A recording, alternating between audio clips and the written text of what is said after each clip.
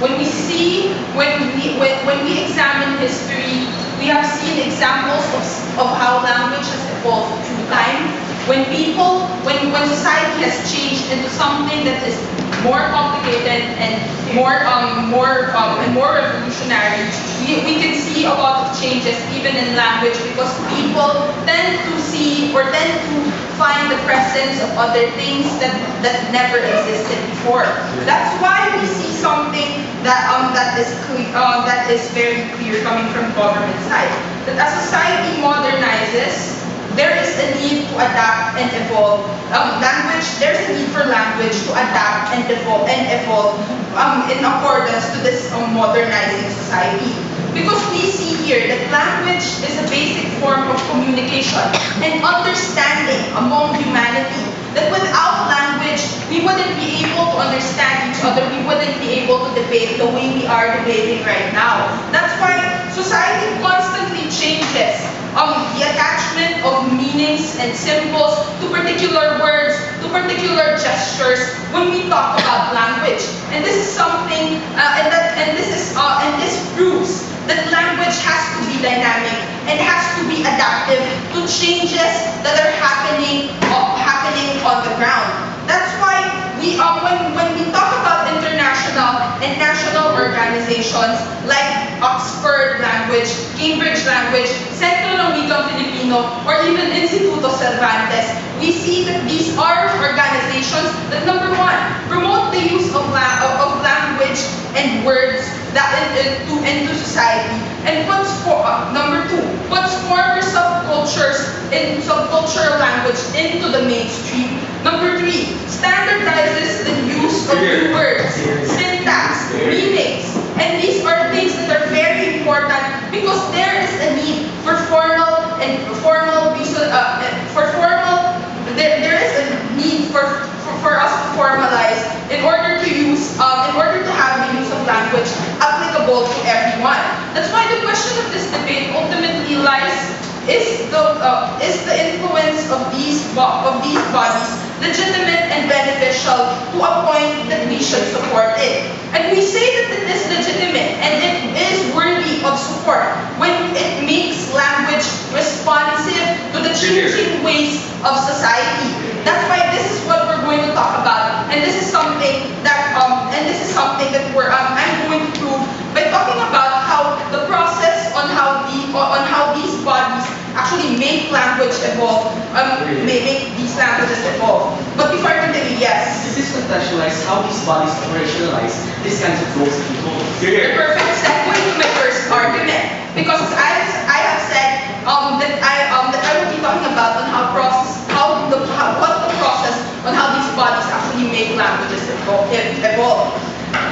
When you are talking about the process, it involves rigorous deliberation.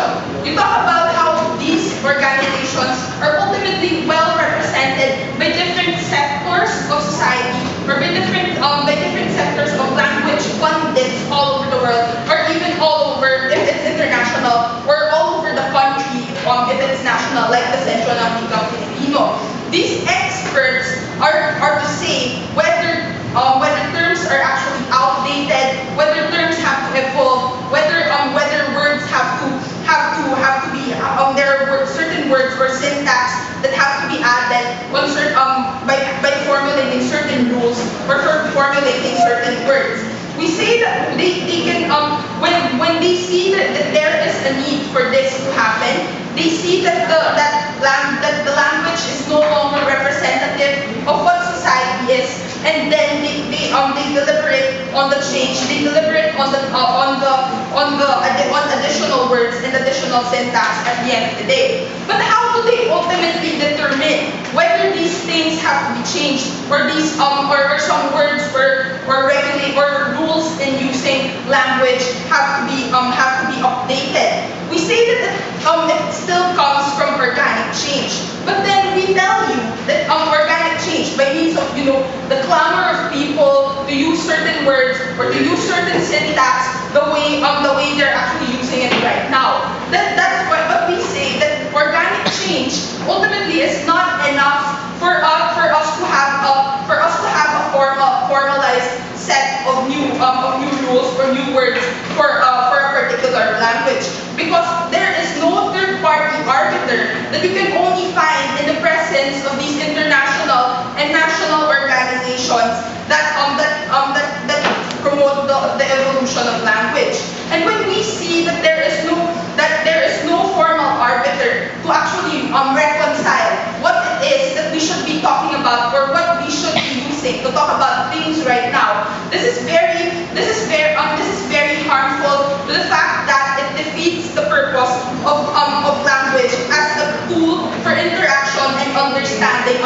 human beings.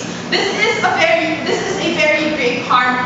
This is a very grave harm for the very benefit that language ultimately, the effectiveness of language ultimately lies on how it is capable of making making every person in the world or in a particular country actually understand each other.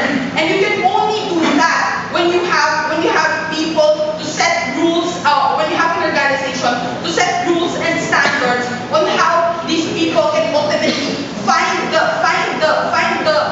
confluence on where you want to on how you can actually have everyone understand. So why is it important to support these international organizations and national organizations?